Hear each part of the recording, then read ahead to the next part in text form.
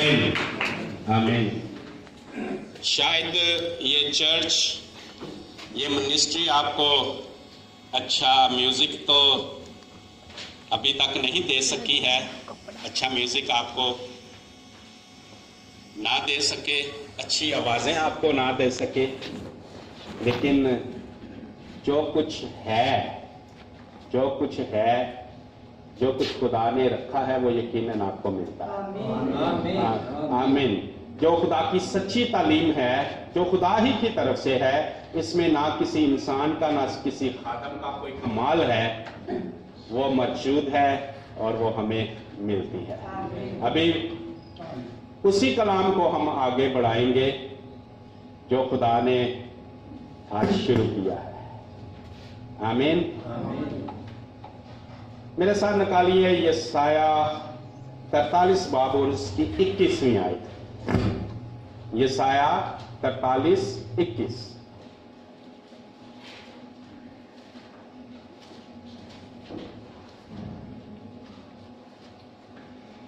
यशाया 43 बाब और उसकी 21 आयत में लिखा है, खुदा फरमाता है 21वीं आयत में, मैंने इन लोगों को अपने लिए बनाया ताकि वो मेरी हमद करें। आमीन। खुदा करे कि ये आयत मेरे दिल पर लिखी जाए, मेरे जहन में डाल दी जाए और मैं कभी इस कलाम को ना भूलूं और अपने सामने इस कलाम को मैं रखे रखूं। खुदा का ये कलाम कि मैंने इन लोगों की जगह आप क्या लिखें या कबूल करें, क्या पढ़ें? मुझे। यहां जब खुदा कह रहा है मैंने तुझे, पादरी अनवर सिया मैंने तुझे, इंद्रियास मैंने तुझे, एमस मैंने तुझे इसलिए बनाया ताकि तू मेरी हमद करे। मैंने निशा तुम्हें इसलिए बनाया कि ताकि तू मेरी हमद करे। हर एक अपना नाम इसकी जगह फिट कर ले, अपना नाम। तो ये कलाम मेरे लिए इस तरह से हो जाएगा, मैंने चार्ल्स तुम्हें इसलिए बनाया ताकि तू मेरी, ये मेरे बनाने का मकसद है।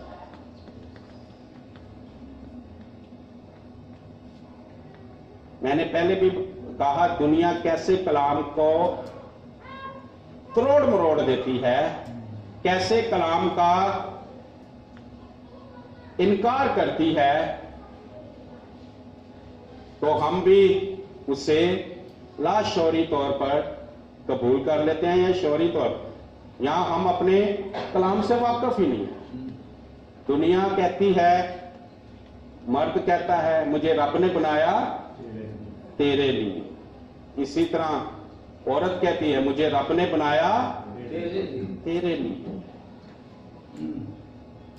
या बाज वालिदैन ये समझते हमें रब ने बनाया है बच्चों के लिए। जब तक बच्चे नहीं होते उस वक्त शोर कहता है मुझे रब ने बनाया है तेरे लिए, और बीवी कहती है मुझे रब ने बनाया है। दादा दादी क्या कहते हैं, हमें रब ने बनाया है पोते पोतियों को। ये सब गलत तालीम है, ये सब हमें बाइबल से नहीं मिलती। हाँ, खुदा के कलाम में लिखा है कि रिश्ते खुदा ने बनाए हैं, शैतान ने नहीं बनाए, रिश्ते खुदा ने बनाए हैं। रिश्तों में मोहब्बत, रिश्तों को मोहब्बत की डोरों से भी खुदा ने बांधा है। ऐसे ही लिखा है। किसी दिन मैं हवाला या गालबन होसिया या जिक्रिया नबी की किताब में लिखा है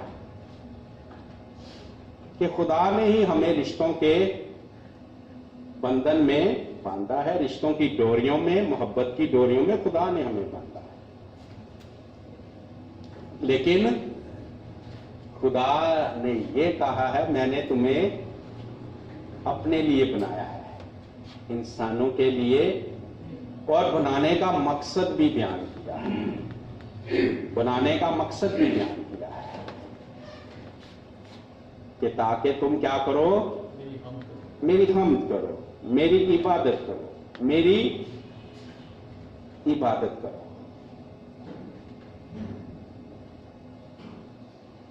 इसलिए मैंने कहा कि हम में से हर कोई खुदा का खादम है, पर क्या उसने, खुदा ने अपने कलाम में हमें यह नहीं कहा तुम शाही काहिनों का फिरका हो, तुम काहिन हो। काहिन क्या करते हैं? जो मसीह यीशु में है वो काहिन है। मुकाशवा पहला बाब, उसमें भी यही लिखा कि हम खुदा के काहिन हैं। तो काहिन बने, काहिन ना बने। आप समझ रहे हैं काहिन और काहिन में क्या फर्क है? हाँ। काहिन रास्तबाज, खुदा का खादम, और काहिन कौन था? हाबल का भाई,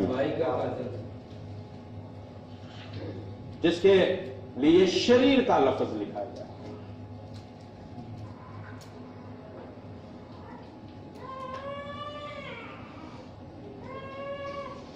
हम खुदा के काहिन हैं। कितनी देर के लिए? क्या अब तक? क्या उस वक्त अब तक चर्च में बैठे हैं, या सुबह उठ के बाइबल खोली है 10-15 मिनट या आधे घंटे के लिए, उस वक्त तक काहिन? हम में से हर कोई कुल वक्ती खादम है। हमें खुदा ने बनाया और हम उसी के हैं और हम उसी की हमद के लिए हैं।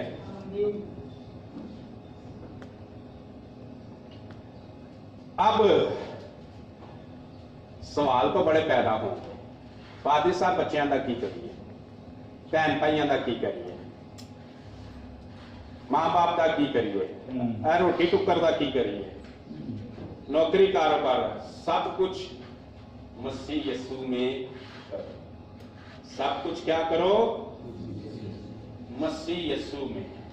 जो चीज आपको यीशु के से बाहर लेके जाती है, यीशु से हटाती है, उसको खुदा की हजूरी में कुर्बान कर दो।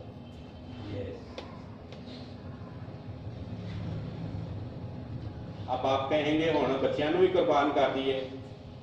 आए पैदाइश 22 बार में चले, निकाले पैदाइश 22 बार।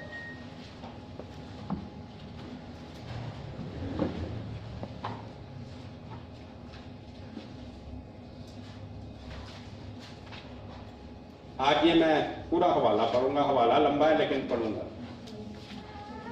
पैदाइश 22 बार निकाल लें।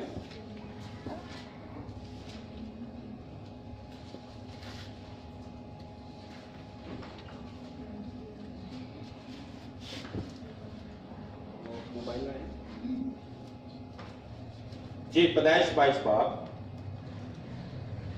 पहली आयत से ही। इन बातों के बाद यूं हुआ कि खुदावन ने इब्राहिम को आजमाया। खुदावन ने किसको आजमाया? इब्राहिम को आजमाया।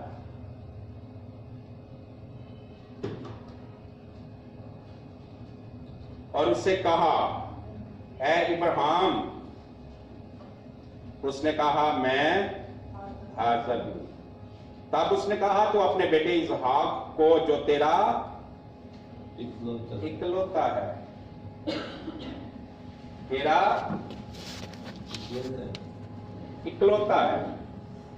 यहां गौर करें, उससे पहले क्या इस्माइल हाजरा से नहीं पैदा हुआ? इस्माइल मौजूद है, फिर भी उसको इकलौता कह रहा है। ये नहीं तो खुदा ने कहा जो तेरा छोटा बेटा है। क्या कह रहा है? जो तेरा इकलौता है।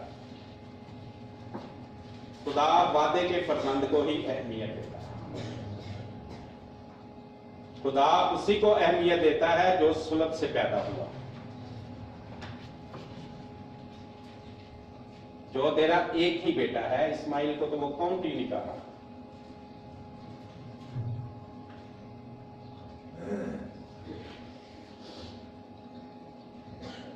दूसरी आए, तब उसने कहा तू अपने बेटे इसहाक को जो तेरा इकलौता है और जिसे तू प्यार करता है।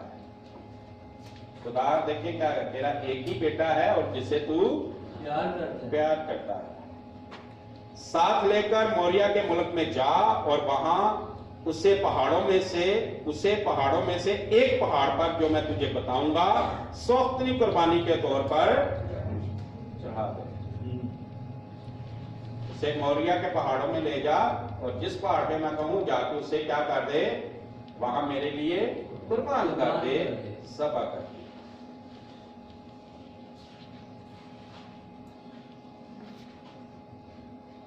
यहां ही जरा रुकते हैं, बाकी आप जानते हैं।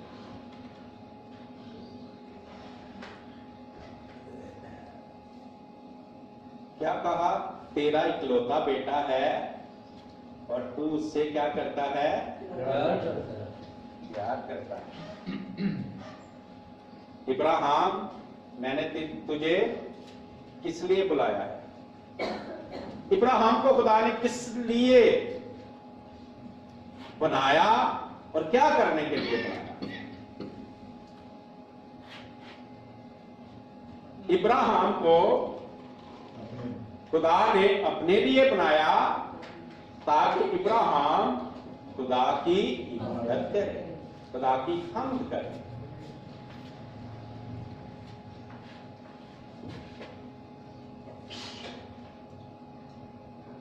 और इब्राहिम की तवज्जो किस तरफ जा रही है? जहां हमारी जाती है, जहां हमारी सारी तरफ दिन लगे, जिनके बारे में हम सारा दिन सोचते रहते हैं, जिदी वजह ना ਅਸੀਂ ਦੁਆ ਨੂੰ ਹੀ ਛੱਡ ਦਿੰਦੇ ਆ, ਚਰਚ ਨੂੰ ਹੀ ਛੱਡ ਦਿੰਦੇ ਆ, ਖੁਦਾ ਨੂੰ ਹੀ ਛੱਡ ਦਿੰਦੇ ਆ।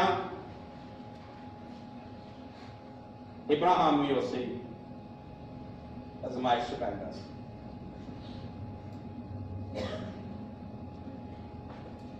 और खुदा ने इब्राहिम को क्या किया? आजमाया।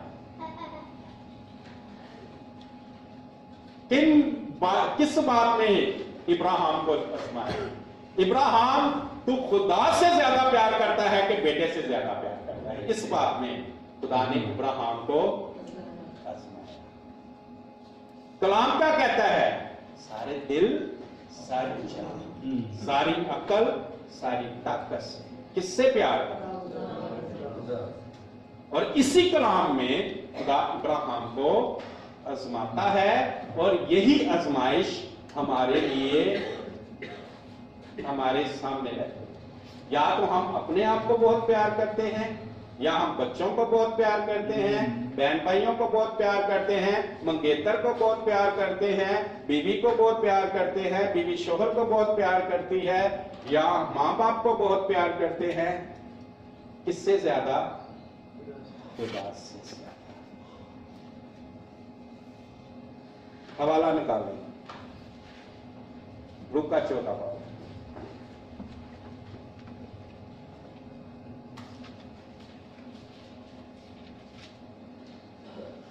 लूका 14 बाब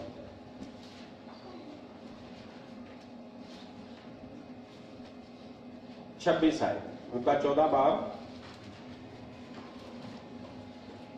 26 आए।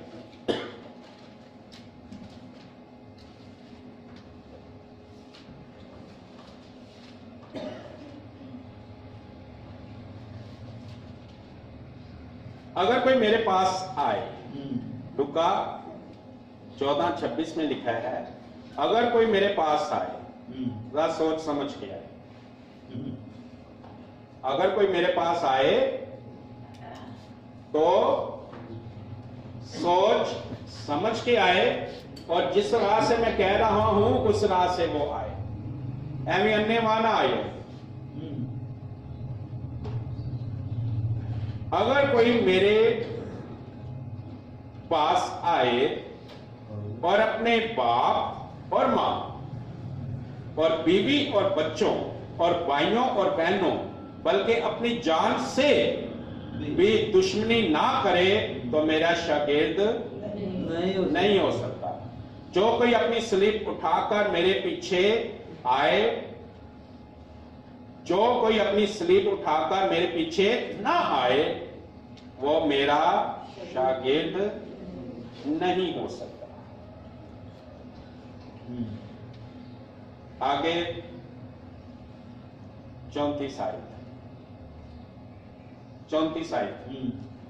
जो कोई अपना सब कुछ तर्क ना करे वो मेरा शागिर्द नहीं हो सकता।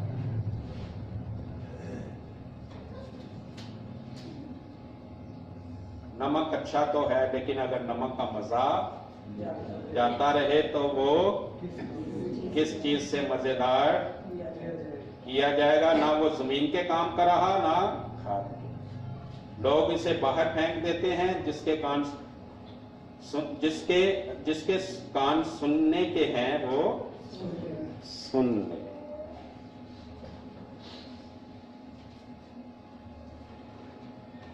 अगला हवाला ऐसे लगता है वैसे जैसे फजूल ही लिख दिया है, इसका नमक का क्या तल्लक है इससे, लेकिन बहुत गहरा तल्लक है।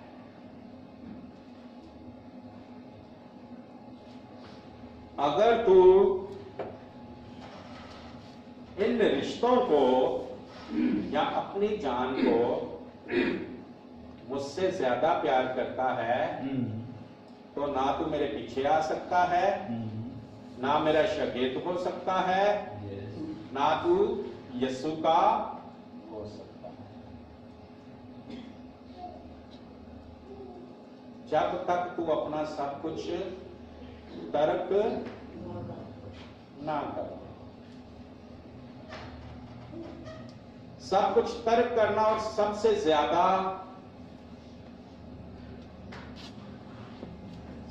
ज्यादा सारी जान से लिखा है खुदा को प्यार करना, सब कुछ तर्क करना, सलीब उठाना है।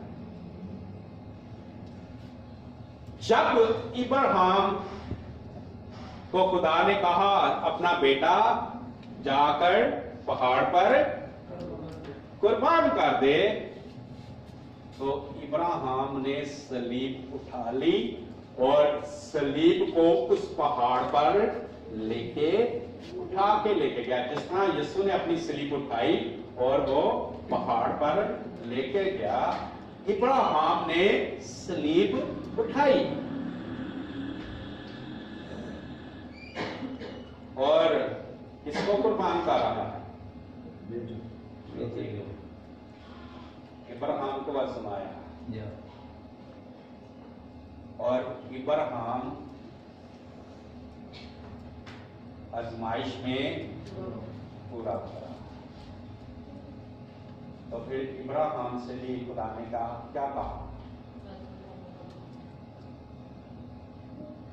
अब मैं भी तुझे बरकत पर बरकत दूंगा।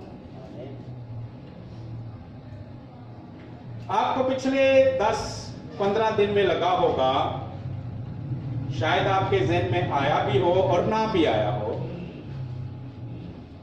भाई पादरी साहब का अपना भरा बीमार होया है ते पादरी साहब ते ओदे को 24 घंटे हुण रहिंदे ने ते पादरी साहब ते अपने भरा वास्ते हर वेले दुआ करते होणगे ते ओदा भरा मुश्किल दे विचों निकल आया ते सानू कित्थे पादरी साहब इन्ना टाइम देंदे ने। साडे वास्ते भी जे इन्नी दुआ करन साडे नाल बैठ के ते शायद असीं भी मुश्किलां चों। लेकिन मैंने अपने भाई के लिए कितनी दुआ की मैं आपको बताऊंगा तो आप हैरान हो जाएंगे।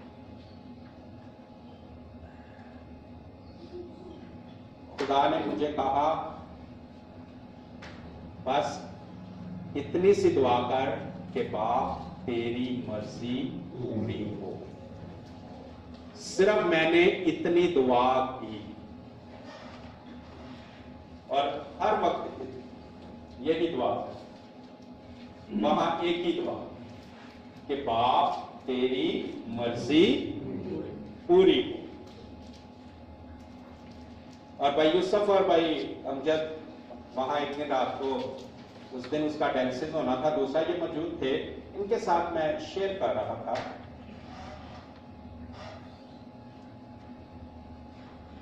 कि भाइयों खुदा ही की मर्जी पूरी। खुदा अगर हमारे इस भाई को ये चाहता है कि ये उसके पास चला जाए तो हमें कुछ फिक्र नहीं है, क्योंकि इसकी जिंदगी में निजात है, इसके अंदर जिंदगी का रूह है, उसकी मर्जी पूरी हो। अगर उसकी मर्जी नहीं है कि वो इसे अपने पास ले जाए तो ये जिंदा रहेगा। दोनों तरह से खुदा की मर्जी पूरी हो और मैं अपने भाई को खुदा की हजूरी में पेश करता हूं, कुर्बानी के तौर पर पेश करता हूं। उसकी मर्जी है कि यह जिंदा रहे तो भी उसकी मर्जी पूरी हो, अगर उसकी मर्जी नहीं है कि यह जमीन पर अब जिंदा रहे तो भी उसकी मर्जी पूरी हो। तो खुदा के लोगों, उसी रात से हालात तब्दील होना चाहिए। सुबह से उसकी तबीयत में बेहतरी आनी शुरू हो और उस दिन के बाद से अब तक बेहतरी ही आ रही है। जब अपने अजीज को कुर्बानी के तौर पर कि खुदा पाक तेरी ही तारीफ हो, तेरी ही मर्जी पूरी हो, हमें आपने बुलाया और हम आपके हैं और हम आप ही की इबादत के लिए हैं, चाहे हम जिंदा रहे ना रहे, हमारे बच्चे जिंदा रहे ना रहे, हमारे बहन भाई जिंदा रहे ना रहे, हम हमारी इज्जत हो ना हो, हम तरक्की करें ना करें, हम भूखे हों हम शेर हों, बस आपकी मर्जी।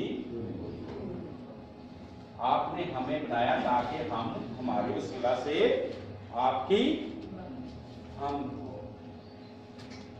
सलीब के वसीला से पूरी कायनात में किसकी हमद होती है? खुदा की हमद होती है।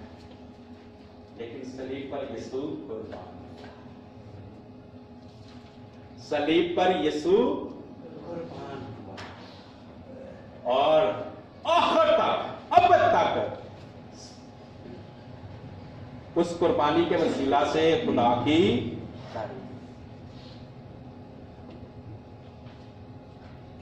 हमारी जिंदगियों से उसकी हम क्यों नहीं होती? खुदा के लोगों, हमारी जिंदगियों से उसकी हमद क्यों नहीं होती? क्योंकि हम कुर्बानियां देने से भागते हैं।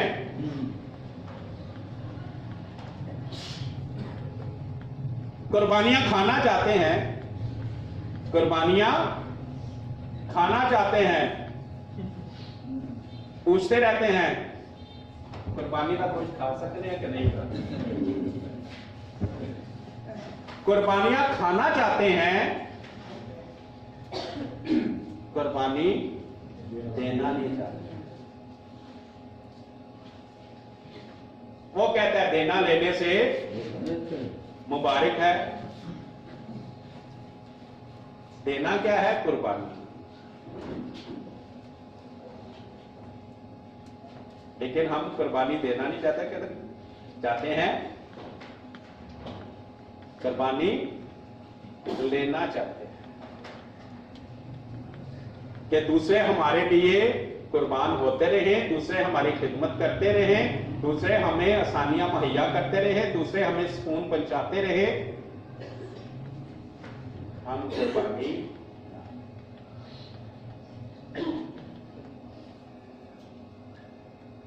यीशु ने अपने शागिर्दों के पांव धोए, क्या दी? वो एक छोटी सी कुर्बानी, वो एक मिसाल है।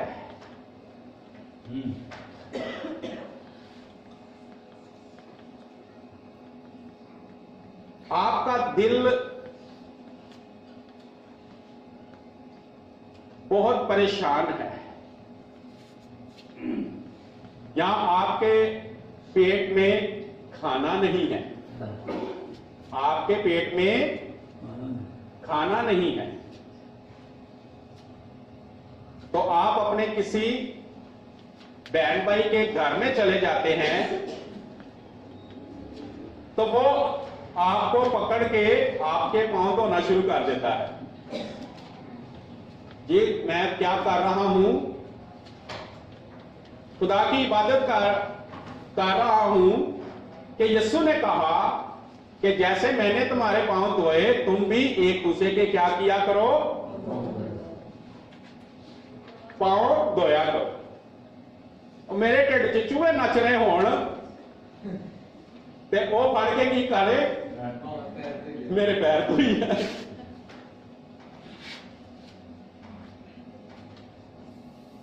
भाइयों, उस और बहनों, उस एग्जाम्पल में, उस मिसाल में यीशु क्या समझाना चाहता है वो समझे।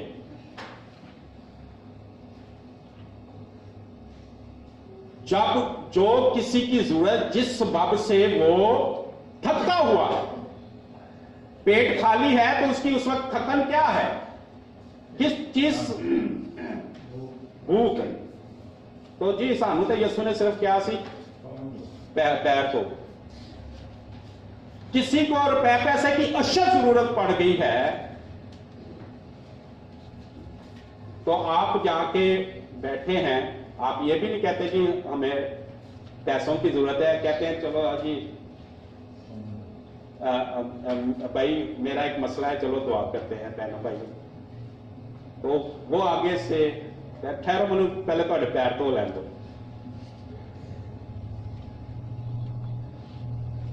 नो, वो एक एग्जाम्पल है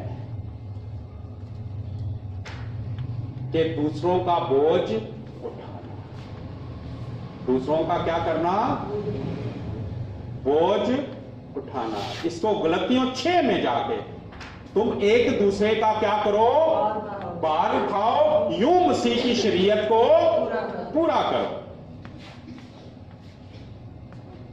पांव धोने का मतलब है, अगर कोई थका हुआ है, कोई बोझ के तले है, कोई दुख में है, मुसीबत में है, तो जिस दुख और मुसीबत में है, उस दुख और मुसीबत में उसकी मदद करना, उसका हाथ बटाना और उसका बोझ कुछ ले लेना, यह है पांव धोना।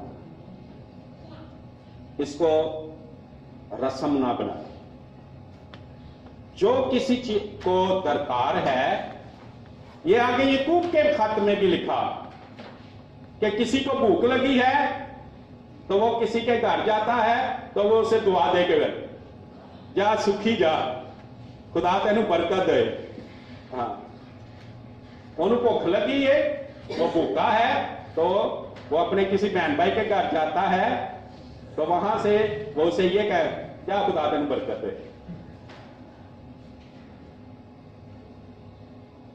जो कुछ उसे दरकार है, जो कुछ दरकार है और जो कुछ हम उसके लिए कर सकते हैं वो करें, तो हमने उसके पांव ਉਹਦੇ ਢਿੱਡ 'ਚ ਭੁੱਖ ਦੇ ਨਾਲ ਚੂਹੇ ਨੱਚ ਰਹੇ ਨੇ, ਜੋ ਕੁਝ ਸਾਡੇ ਕੋਲ ਹੈ ਅਸੀਂ ਉਹਦੇ ਅੱਗੇ ਰੱਖ ਦਿੱਤਾ ਹੈ, ਉਹਨੇ ਖਾਣਾ ਖਾਧਾ ਹੈ ਤੇ ਅਸੀਂ ਉਹਦੇ पैर धो ਦਿੱਤੇ। मजहब से बाहर निकले और लफ्जों से बाहर निकले। लफ्ज मार डालते हैं, रूह जिंदा कर। रूह बताता है कि इसका मकसद क्या है, मतलब क्या है, ताकि कहने का क्या मतलब है।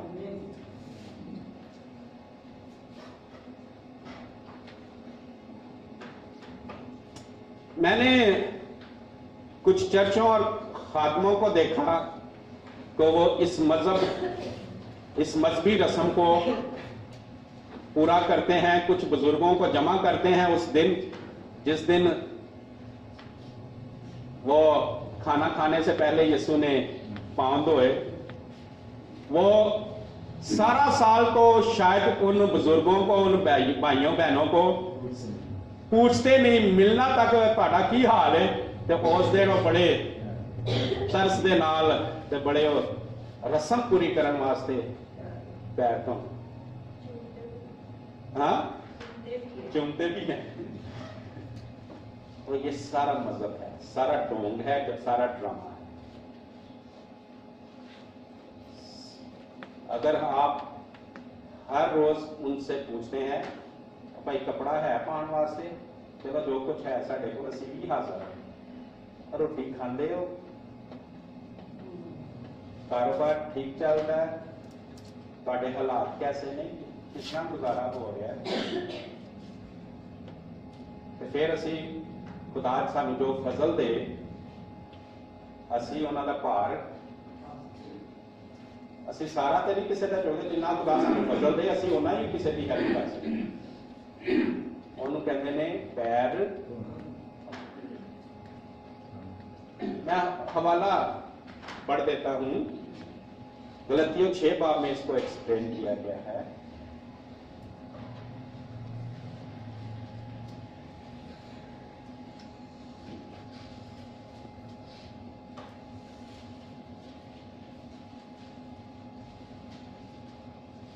गलतियों 6 बाब।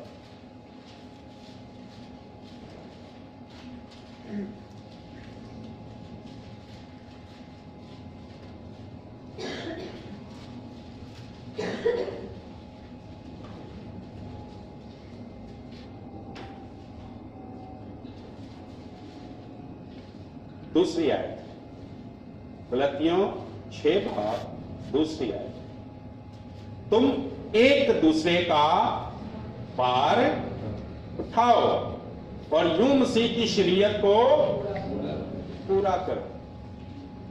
अगर आपका किसी ने कसूर किया है तो आपने उसे माफ कर दिया है, तो आपने क्या किया है, उसका भार उठा लिया, आपने उसके पांव धो दिए हैं। अगर किसी ने आपके पैसे का नुकसान किया है, आपकी किसी चीज का नुकसान किया है, तो आपने बजाय उससे उस चीज का दावा कर भाई तू भर के जाना, उन्हें तक उठन नहीं देना, जितों मर्जी लिया ये मेरा नहीं, आप उसे मुआफ कर देते हैं, तो आपने उसका क्या उठा लिया, भार उठा लिया, आपने उसके पांव।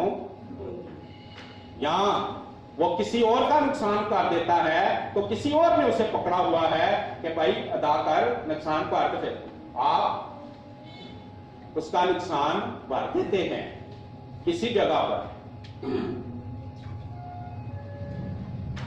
तो आपने उसके पांव, ये है पांव धोने का, ये है भार उठाना, ये यीशु मसीह ने सिखाया, ये यीशु मसीह। ऐ नहीं कि दो दोस्त चल कल मैं तेरे पैर धोते, हाँ जी तू मेरे धोते, आज मेरे किसी ने धोए, हुण फिर मैं भी किसी दिन तेरे धोने, मैं भी किसी दिन, ये खेले हैं, गेमें हैं, खेलों से बाहर निकल, असल असल असल सच्चाई की तरफ, असल मीनिंग की तरफ। ये खुदा क्या, हम एक दूसरे का भार उठाएं, जो कहीं फंसा हुआ है,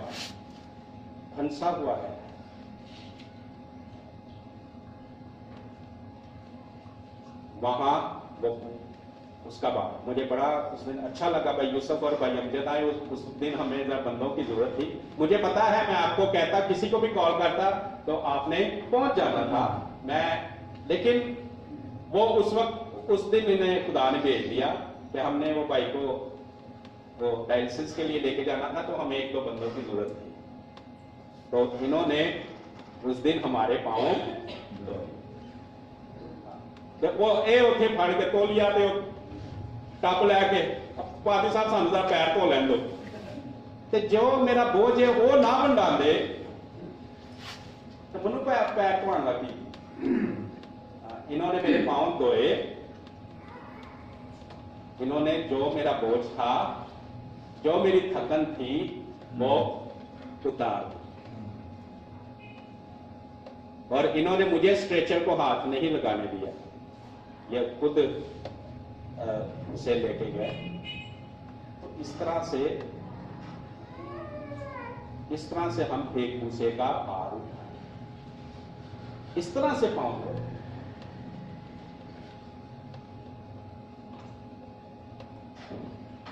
रस्में से बाहर निकले।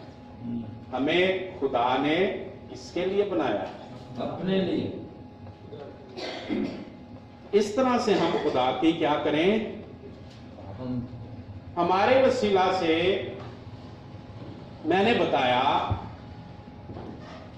कि इस वजह से खुदा का जलाल नहीं जाहिर होता, इस वजह से हमारी जिंदगियों में मौजज़े निशानात रुके रहते हैं, इस वजह से खुदा की हमद और इबादत नहीं होती, क्योंकि हम कुर्बानी देने से भागते हैं। इस तरह दे बास का पादरी भी बन जाते हैं और बड़ी खौफनाक गल है जो पादरी नूं कलीसिया को खिदमत लैन की आदत पई जाती है।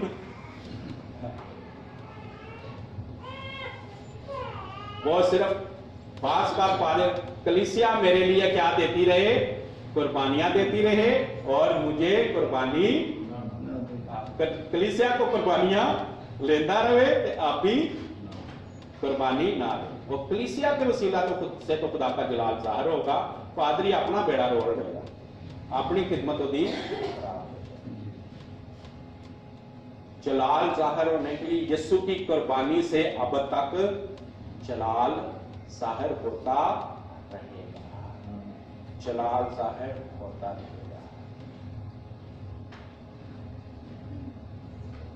यीशु के लिए जीने के लिए, यीशु के लिए जिंदगी गुजारने के लिए यीशु ने कहा सबसे ज्यादा प्यार किसको करना है? खुदावन को करना है। खुदावन के लिए क्या क्या करना पड़ेगा? कलीसिया तैयार हो जाओ, फजल मांगा करो। मैंने उस दिन अपने भाई की कुर्बानी पेश की और अब मैंने सीख लिया है कि मैं अपने खानदान के एक एक फर्द की, अपनी फैमिली की कुर्बानी हो सकता है। बास का खुदा के लिए हो सकता है अपने माँ बाप की कुर्बानी देनी पड़े, अपने बहन भाइयों की कुर्बानी देना, अपनी कुर्बानी लेना पड़े, अपने बच्चों की कुर्बानी करना पड़े, खुदा की मर्जी को पूरा करने के लिए। शायद बतेरे कोई भाग भी जाए इस कलाम को सुनकर, तो आपके लिए आजादी होगी। मैं पहले भी कहता रहता हूं, जिस किसी ने भागना है वो भाग सकता है। खुदा का सच्चा कलाम तो अपनी जगह पे रहेगा। कलाम यही है। अमाल की किताब में जो पहली कलीसिया है उसमें तो यही होता रहा है। आजकल की कलीसिया में अगर अमाल की किताब की कलीसिया की शक्ल नहीं नजर आती तो वो सच्ची कलीसिया नहीं है। अमाल की किताब की कलीसिया को पढ़े कि कलीसिया की शक्ल क्या है, वो ही असल में शक्ल है। अगर उस अमाल की किताब की कलीसिया से हटके कलीसिया की शक्ल है तो कलीसिया की वो झूठी शक्ल है, कलीसिया की बिगड़ी हुई शक्ल है। अमाल के किताब के खादमों को भी देखें और कलीसिया को भी देखें। आज की कलीसिया से वहां कुर्बानियां नजर आएंगी, वहां कलीसिया और खादम कुर्बानियां देते नजर आएंगे।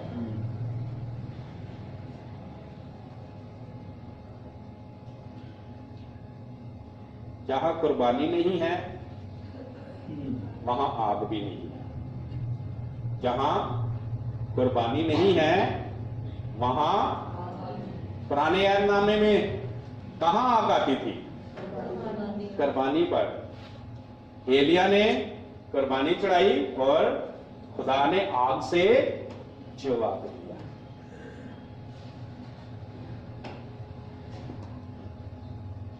कुर्बानी चढ़ाएं, देखें उसी वक्त आप मसा से भर जाएंगे। आप कुर्बानी चढ़ाएं, मसा आएगा आपके, और देखिएगा कैसा इत्मीनान और खुशी और शादमानी आपके अंदर। आप कुर्बानी चढ़ाएं, बच्चों की कुर्बानी चढ़ाएं। और बच्चे माँ बाप को लोग देखते हैं ना, मामा आपके पादरी साहब क्या कह रहे हैं। आप अपने बच्चों को सिखाएं। इसहाक ने अपने पापा को क्या कहा? लकड़ियां मौजूद हैं, आग भी मौजूद है, कुर्बानी की चढ़ा जा रहे पापा जी, बरा मौजूद नहीं है। लेकिन उसने, इब्राहिम ने यह भी नहीं कहा कि तेरी कुर्बानी चढ़ाने जा रहा। क्या कहा? खुदा आप ही, उसकी नजरें कहां लगी हुई है? खुदा पर। कहा तो यह है कि बेटा कुर्बान कर, लेकिन नजरें खुदा पर लगी, खुदा पर लगी। खुदा आप ही मुहैया करेगा। खुदा ने मुहैया, भाई वहां से तो खुदा का नाम जाहिर हुआ, यहोवा यरी, यहोवा यरी।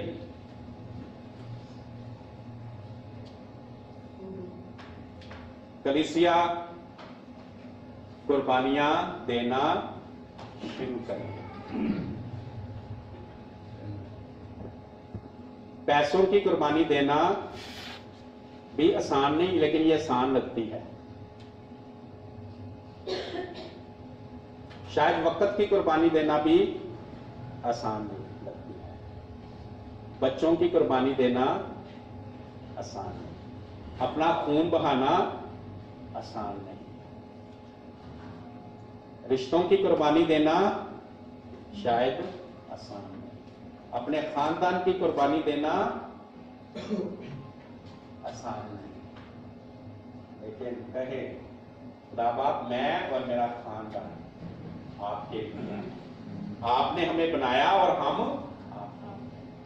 और आपके लिए कुर्बान होने के लिए हर वक्त तैयार है।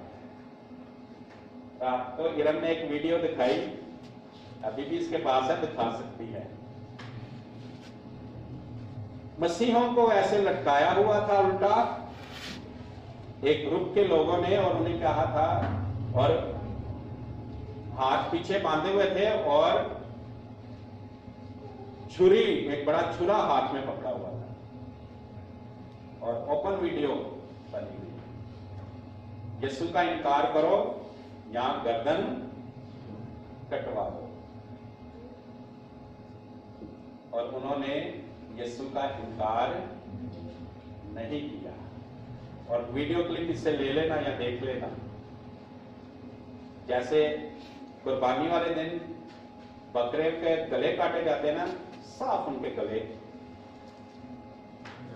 काट रहे हैं, लेकिन वो ये नहीं कह रहे, नहीं है जो कुछ यही कहते हैं ना, यीशु ने यीशु का इनकार करा, वो सी करते हैं चल हूं इनकार कर रहा है, जो जान बच जाएगी फिर गई यीशु हूं मैं तेरा, ऐसे ऐसा भी अपनी होता है। लेकिन मैंने भी देखा, क्योंकि पहले मेरा दिल नहीं करता देखने के, लेकिन मैं फिर देखा कि खुदा का जलाल उनके वसीला से कैसे जाहिर हुआ, कैसे उन्होंने यीशु के लिए अपनी जानें दे दी। क्या वो मर गए? उनके बदन मरे, वो नहीं मरे। उनके बदन मरे, वो नहीं मरे, वो तो अब्दियत में दाखिल हो गए। आप वो कभी नहीं मरेंगे, आप बदन मरा। हो सकता है यहां तक भी नौबत पहुंच जाए। हो सकता है कोई ऐसा बंदा हमारे बच्चे की गले पे छुरी, उस वक्त क्या करें? खुदा ना करे कि ऐसी नौबत पहुंचे, लेकिन अगर ऐसा हो, इब्राहिम के साथ ऐसा ही हुआ। इब्राहिम को कहा कि खुद छुरी रख, और उसने रखी, छुरी उसने रख दी।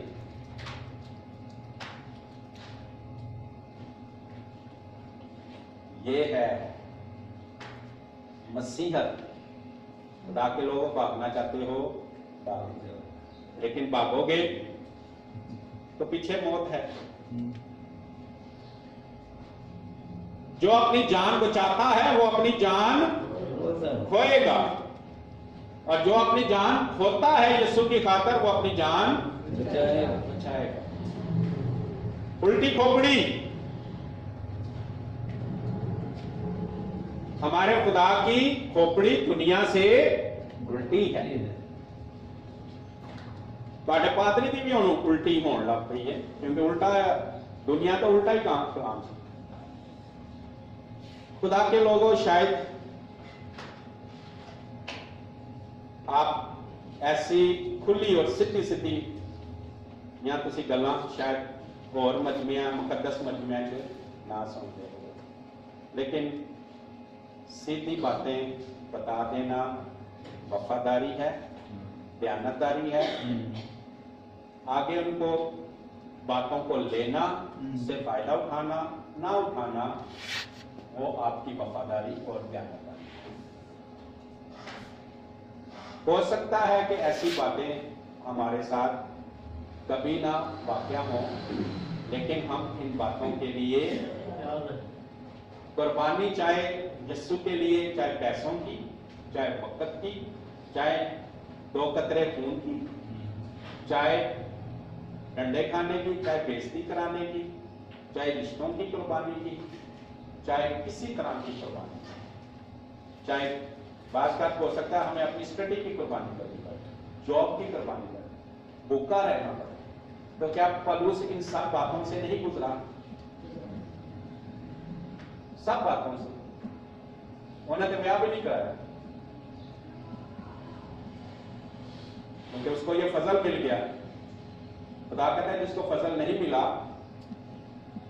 वो तो ऐसा ना करे। जिसको फजल मिल गया ठीक है, वो कुंवारा रहना चाहता है तो रह सकता है। जिसको फजल नहीं मिला खुदा की तरफ से, उसे खुदा साथी मुहैया करने पे कादिर है। लेकिन कुर्बानियां चढ़ाना ये है सौख्तनी कुर्बानियां, ये है खुशबूदार कुर्बानियां। और आसमान के फरिश्ते फिर खुदा की हम करते हैं जब जमीन पर उसके लिए कुर्बानियां, अमाल की किताब में कुर्बानियां ही चढ़ाते हैं। कलीसिया कुर्बानियों से बचोगे तो फिर मसीही नहीं हो सकते।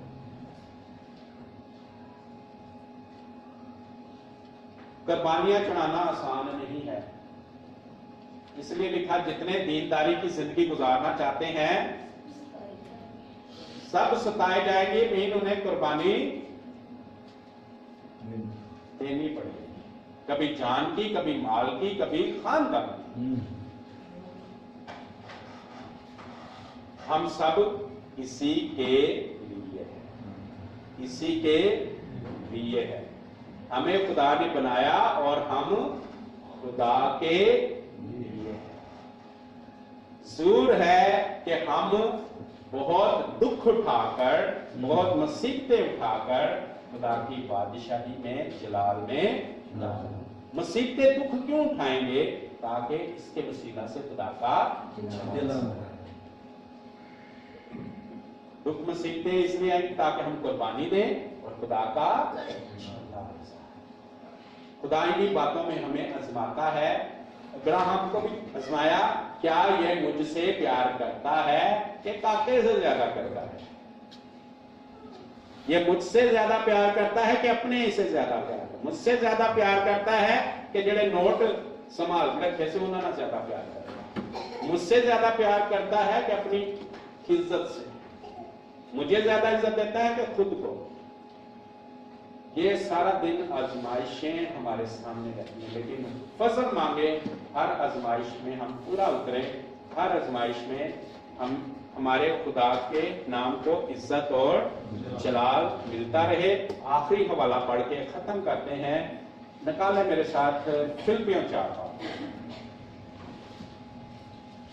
गलतियों के आगे इफिसियों और उसके बाद फिलिपियों 4।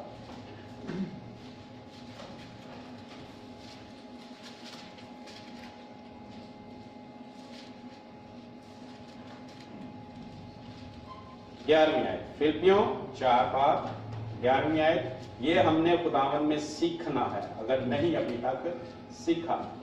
लिखा है 11वीं आयत, ये नहीं कि मैं मुताजी के लिहाज से ये कहता हूं, क्योंकि मैंने ये सीखा है। पौलुस क्या कहता है? मैंने ये सीखा है। सिखाया किसने? रूह कुदस ने, हालात जो गुजार के। मैंने ये सीखा है कि जिस हालत में हूं उसी पर राजी। किससे राजी? खुदा से।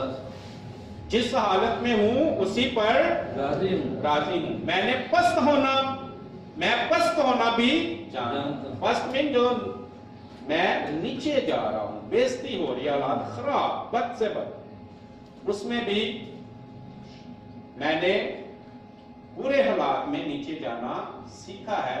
क्या सीखा है? कि उसमें भी खुदा की मर्जी पूरी, उसमें भी खुदा के नाम को इज्जत और जलाल मिले।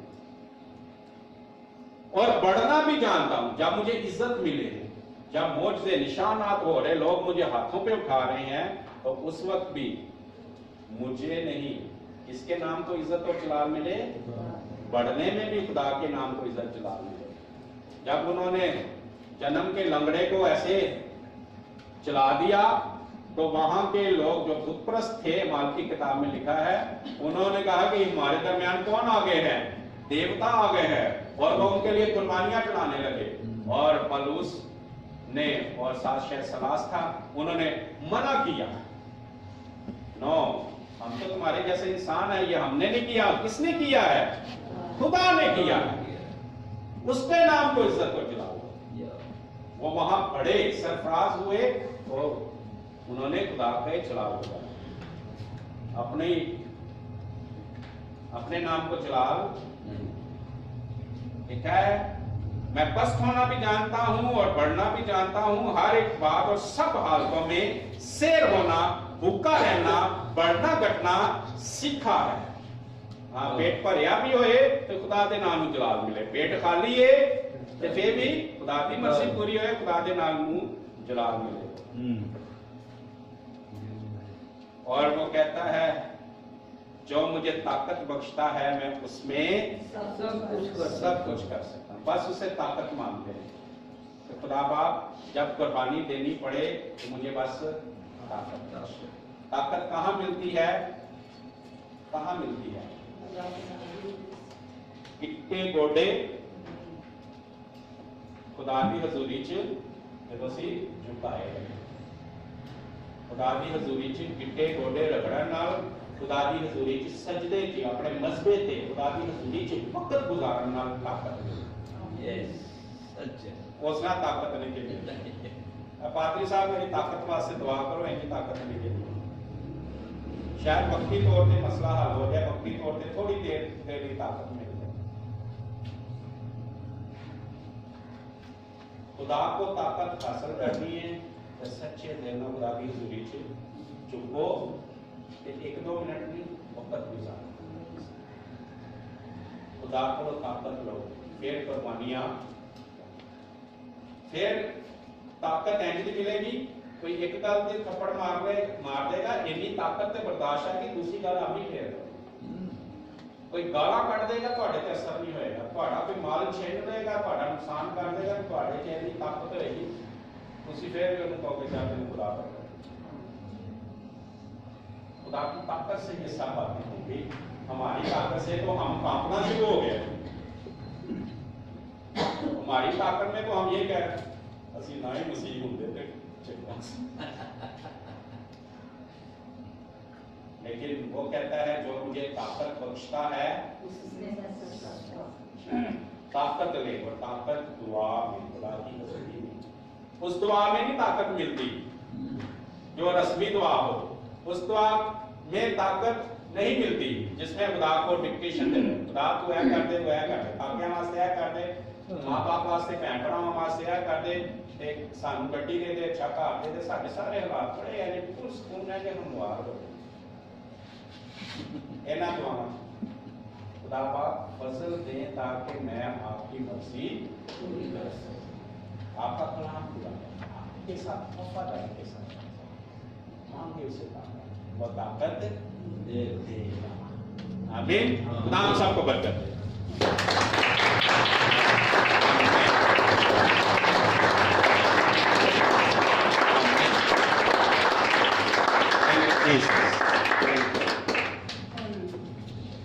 आए उसके लिए फिर प्रस्तुत करें, वही गीत गाएंगे। सारा जलाल यीशु तेरे लिए है, सारी सताइश यीशु। और इसी दौरान हम अपनी शुक्रगुजारियां भी खुदा की हुजूरी में हम पेश कर सकते हैं। सारा जलाल यीशु तेरे लिए है, सारी सताइश यीशु तेरे लिए है, सारा जलाल यीशु तेरे लिए है, सारी सताइश यीशु तेरे लिए है, नहीं बड़ी मामा को यीशु तेरे लिए है, तेरे लिए है।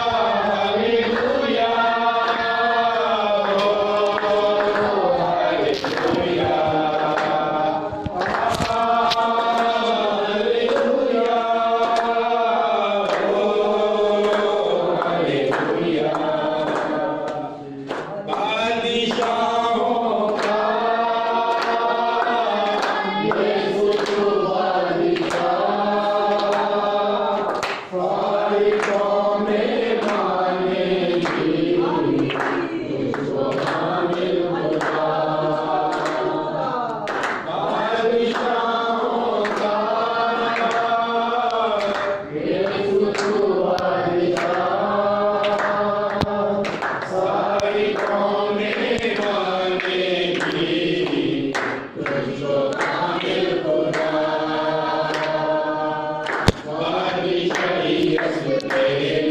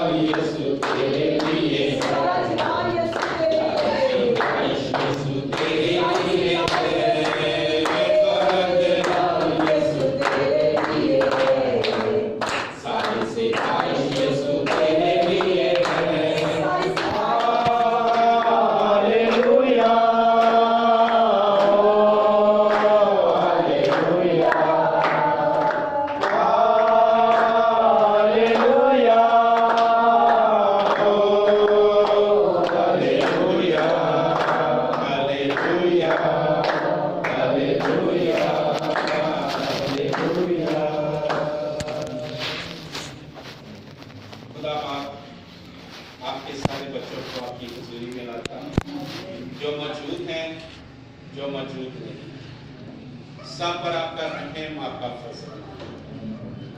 खुदा बाप सबकी कमजोरियों को आपकी हसूली में। खुदा बाप अगर किसी से कोई पिछले दिनों में अब तक कोई गलती खता कोई गुनाह भी हुआ है तो खुदा बाप आपका खादम होता हुआ अपनी कलीसिया की गलती खता का गुनाह का इकरार करता हमें यीशु नाम में माफ कर, हमें यीशु के नाम से हम सच्चे दिल से आपकी इबादत करना चाहते हैं।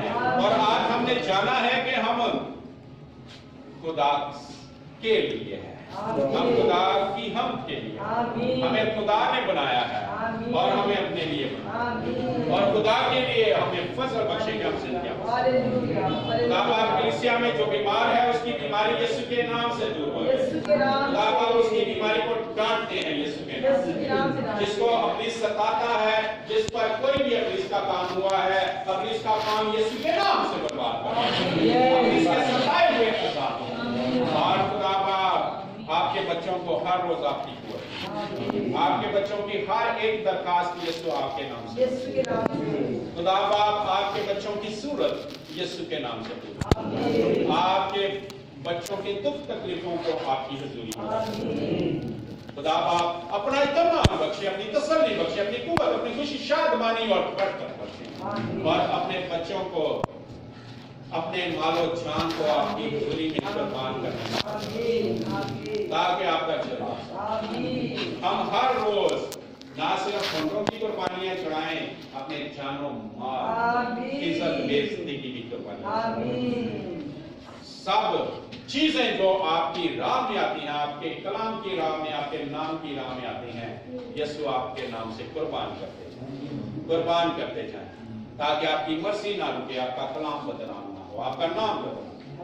खुदा बाप आज की सारी बरकत को हम यीशु के नाम में समेटते हैं और यीशु के नाम में आमीन आमीन।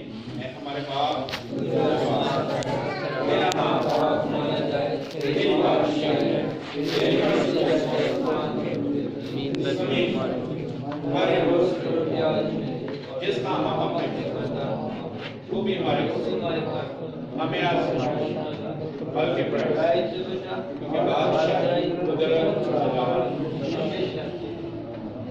हमारे खुदा यीशु मसीह का खुदा बाप की मोहब्बत और बरकत, रूहुल कुद्दस की रफ़ाक़त और शफ़क़त हमेशा तक हम सबों के साथ और दुनिया के तमाम कसीम के साथ यीशु के नाम आमीन आमीन। हम हर दफा की तरह 5 मिनट में एक दूसरे से मिलेंगे और फिर हम करेंगे। इस दफा वो तबले वाले भाई कहीं गए हुए हैं, नेक्स्ट टाइम वो तबले वाले भाई आएंगे तो फिर भाई अमजद और इनकी